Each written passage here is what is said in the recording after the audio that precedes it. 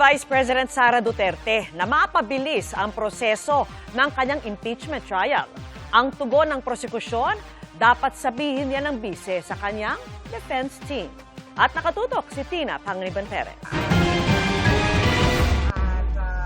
Ang gusto lang sana namin ay mapabilis yung proseso dahil hindi pwedeng tumatagal yung proseso natin na nag-iisip yung mga tao na ano ba, totoo bang may ginawang masama, hindi ba totoo yung mga akusasyon. So dapat mabilis yung proseso kasi nga, di ba, sa ating konstitusyon nandyan yung speedy administration of justice.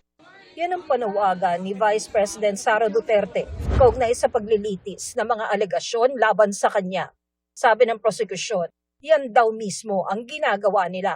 Pero yung speedy disposition of the cases, hindi naman din ibig sabihin yan kailangan natin siyang madaliin, no? At the expense of having the opportunity to fully present our case by presenting the evidence that we think are needed. ang dapat daw pagsabihan ng bise ay ang mga abogado niya. Madaming mga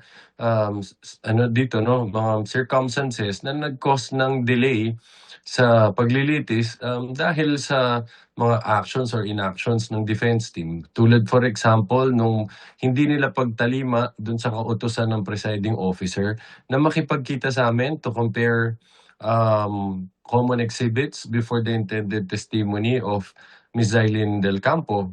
Ayon sa House Prosecution Panel, para mas mapabilis pa ang proseso, makakapagbawas pa sila ulit ng witnesses dahil sa judicial notice ng Senate Impeachment Court sa pagdinig noon ng House Committee on Good Government and Public Accountability sa issue ng confidential funds. Ibig sabihin ng judicial notice, hindi na kailangan pakita yung mga transcripts sa House, hindi na kailangan i-produce yung mga documents, no? At maraming admissions doon. Ano? So, yung mga gusto namin ilagay na witnesses dyan, hindi na kailangan. Nalaman nyo in the next few days na mababawasan ang witnesses natin dahil sa judicial notice na yan. Ang Akbayan Party List, sinabing kung gusto ng bise na mapabilis ang impeachment proceedings, magpakita ito sa trial. Pero sabi ng bise, hindi po totoo yun kasi fully represented ako nung ating defense team at sufficient yun na meron kang mga abogado doon na nagpa-participate doon sa process.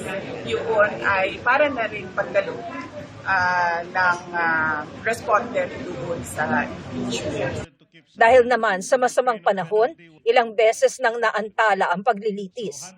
Sabi ng tagapagsalita ng Senate Impeachment Court, pwede naman daw magkaroon ng make-up session. Kung magkakaroon ba ng session ng Thursday o Friday or Saturday, of course, that is always under consideration and advisement. At makalalaman natin yan if yung Senate President at yung presiding officer would rather opt to have extended days, parang mga make-up days, or will just continue on and then just extend it at the end. Some senators are saying na baka mas magandang sa hapon, mas mabaligtad para yung trial naman yung up to sawa and then limited naman yung time ng legislative agenda ng Senado.